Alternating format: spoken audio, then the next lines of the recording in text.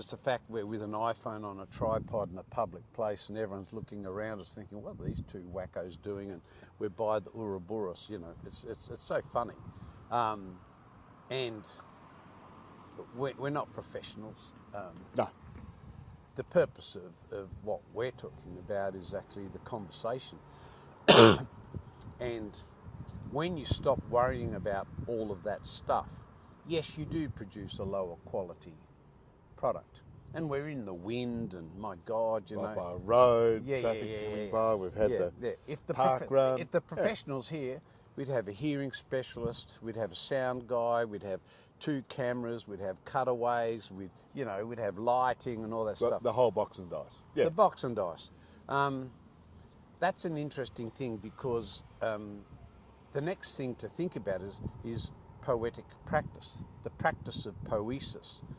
And some people can be creative and can enact creativity in what they do, and others who are particularly afraid of mistakes and afraid of play can't enact the poetic creativity process. They're great at replicating systems or great at replicating orders or policing orders, but the very idea of, you know what, I've got an idea and I think I'll follow it through, and it might be a maverick idea or contradictory idea, but I have the freedom to do it. So in poetics, there has to be a certain level of freedom in balance with responsibility that allows you to come up with things that are different and may actually offer a solution to a long-term traditional problem. So you touched on play there. How is play important in the workplace? Oh, well, of course, the funny thing is when you're a little child, we all know the best form of learning is through play and discovery. We get that smashed out of us through primary school to high school, particularly in high school. That play is for babies. Yeah.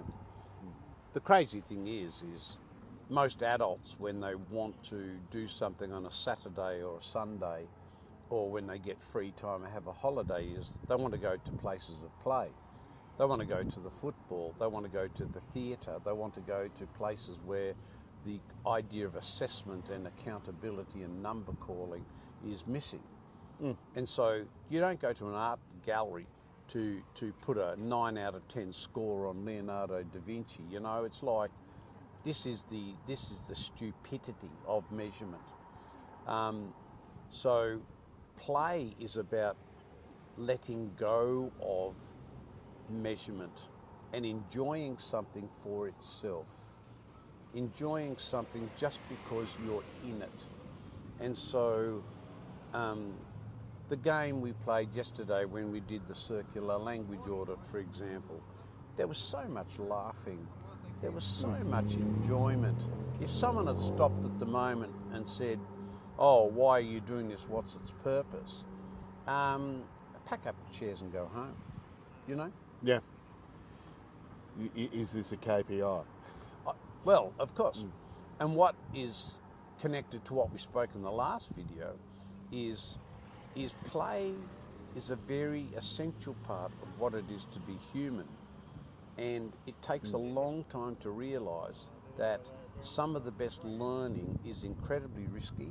Something could go wrong, but the benefit of taking the risk, the benefit of being in play and discovery can bring the most amazing things. I think Hallinan, in his book about mistakes, that's a wonderful book.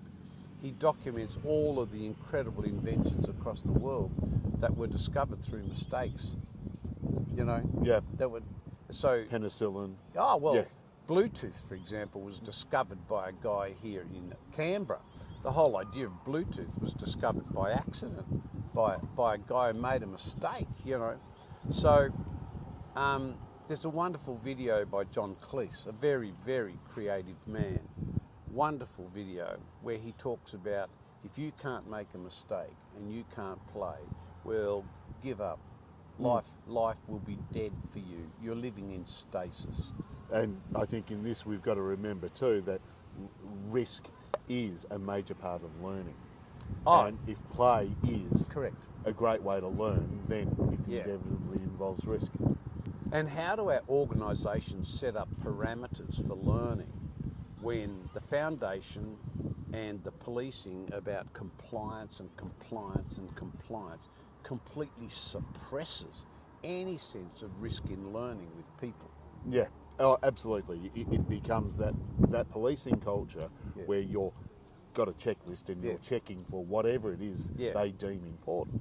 But not about communication, not about fellowship, And, not about community. And if you get something wrong, you get sacked. Yeah, simple.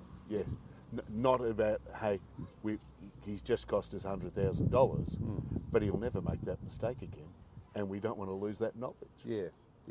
There's no consideration of that. Great. Let's leave that one there, Rob.